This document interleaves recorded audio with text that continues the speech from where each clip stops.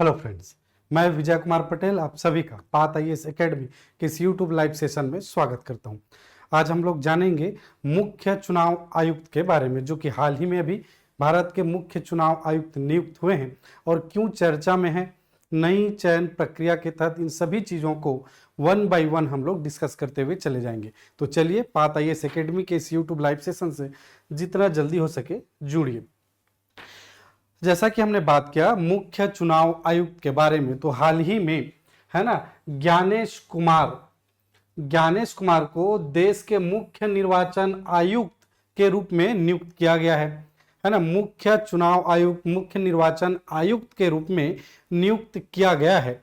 और ज्ञानेश कुमार भारत के 26वें, याद रखिएगा, क्रम की अगर बात करें तो 26वें क्रम के मुख्य निर्वाचन आयुक्त के रूप में इन्होंने अपना कार्यभार संभाला है। क्लियर, हाल ही में इन्होंने अपना कार्यभार संभाल ही लिया है 26वें मुख्य निर्वाचन आयुक्त के रूप में। क्लियर, ज्ञानेश कुमार ये चर्चा में क्यों है, तो याद रखिएगा ज्ञानेश कुमार पहले मुख्य चुनाव आयुक्त हैं, निर्वाचन आयुक्त हैं जो नए कानून के तहत नियुक्त हुए हैं। याद रखिएगा, इसके बारे में वन बाय वन हम लोग आगे डिस्कस करते चले जाएंगे। ज्ञानेश कुमार जो हैं पहले मुख्य चुनाव आयुक्त हैं भारत के, जो नए नियम कानून जो चुनाव के लिए है, इनके निर्वाचन से रिलेटेड हैं, उनसे ये नियुक्त हुए हैं। क्लियर, और वहीं ज्ञानेश कुमार राजीव कुमार की जगह लेंगे। याद रखिएगा, ज्ञानेश कुमार 26वें क्रम के मुख्य निर्वाचन आयुक्त हैं और उन्होंने राजीव कुमार की जगह ली है। क्लियर, और चर्चा में इसलिए हैं क्योंकि ये नई चयन प्रक्रिया के तहत नियुक्त होने वाले पहले मुख्य निर्वाचन आयुक्त हैं ज्ञानेश कुमार। तो चलिए नई चयन प्रक्रिया क्या है इसके बारे में अगर बात करें तो याद रखिएगा, है ना, केंद्र सरकार ने मुख्य चुनाव आयुक्त और चुनाव आयुक्त की सेवा शर्तें और कार्यकाल से जुड़ा नया बिल लेकर आई थी। क्लियर, इसके तहत चुनाव आयुक्तों की नियुक्ति के लिए 3 सदस्यों का एक पैनल बनाया गया था। याद रखिएगा, जो 3 सदस्यों का पैनल बनाया गया था उस पैनल में कौन कौन थे, तो याद रखिएगा, पहला प्रधानमंत्री, दूसरा लोकसभा में विपक्ष का नेता, और विपक्ष अगर ना हो तो जो सबसे बड़ी विपक्ष दल होगी उसका प्रमुख नेता, और तीसरा एक केंद्रीय कैबिनेट मंत्री। क्लियर, एक केंद्रीय कैबिनेट मंत्री। ये तीनों पैनल, एक पैनल बनेगी जिसमें 3 सदस्य सम्मिलित होंगे और यही 3 जिसका सुझाव करेंगे, जिस नाम का सुझाव करेंगे, उन नामों को राष्ट्रपति मुख्य निर्वाचन आयुक्त के रूप में उनकी नियुक्ति कर दी जाएगी।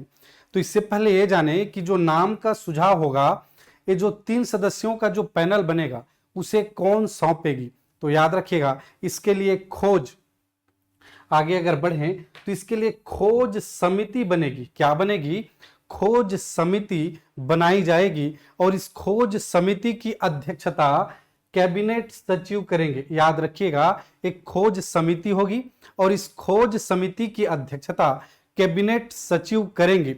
और जिन नामों का सुझाव 3 सदस्यीय पैनल को दिया जाएगा, जैसा कि हमने पहले देखा, जो 3 सदस्यीय है ना, 3 सदस्यीय जो पैनल है, उन नामों को जो खोज समिति है जिन नामों का सुझाव देगी वो नाम कम से कम सचिव रैंक के अधिकारी होने चाहिए।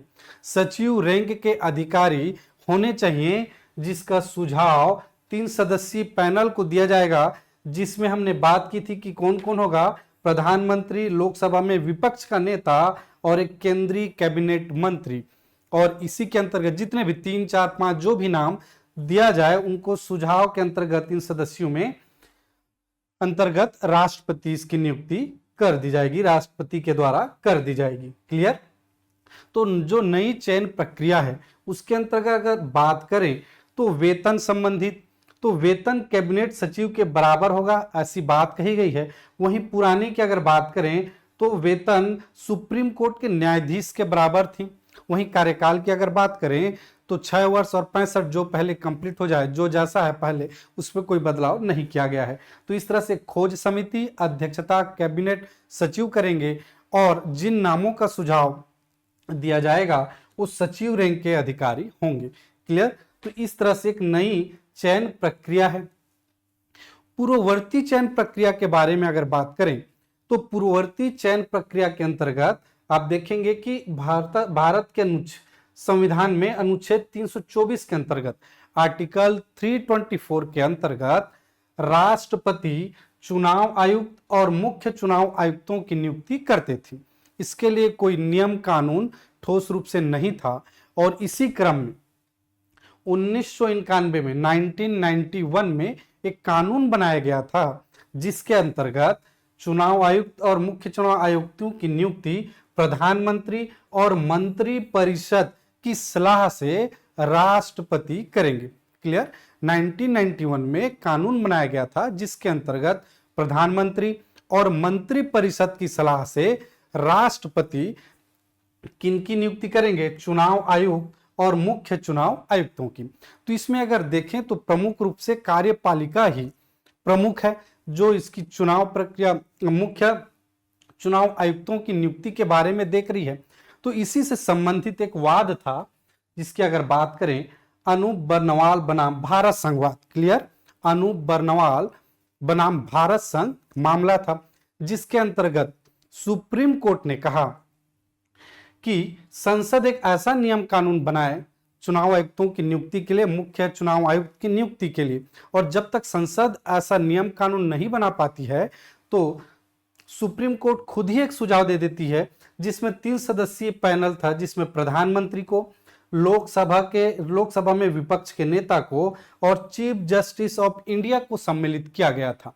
क्लियर। जैसा कि हमने पहले देखा था जो नई चयन प्रक्रिया है, एक बार याद दिला दूं, एक नई चयन प्रक्रिया के अंतर्गत जिसमें प्रधानमंत्री था, लोकसभा में विपक्ष का नेता था, और नई चयन प्रक्रिया में जिसने सुप्रीम कोर्ट ने सुझाव दिया था यहाँ पे सीजेआई का, चीफ जस्टिस ऑफ इंडिया का, उन्हीं के जगह पे एक केंद्रीय कैबिनेट मंत्री को रखा गया है और यही चर्चा का विषय रहा। क्लियर। तो इस तरह से हमने देखा कि एक नई चयन प्रक्रिया के अंतर्गत मुख्य चुनाव आयुक्तों की नियुक्ति हाल ही में किया गया है। जो कौन है? तो याद रखिएगा ज्ञानेश कुमार, जो 26वें क्रम के मुख्य निर्वाचन आयुक्त होंगे और जिन्होंने राजीव कुमार की जगह ली है। तो इस तरह से हमने पूरी प्रक्रिया को देखा कि नई चयन प्रक्रिया क्या है, पूर्ववर्ती चयन प्रक्रिया के बारे में हमने बात किया। क्लियर। और कौन अभी बने हैं। तो चलिए इसी तरह से पात IAS एकेडमी के साथ जुड़े रहिए। आज के लिए इतना ही। Thank you.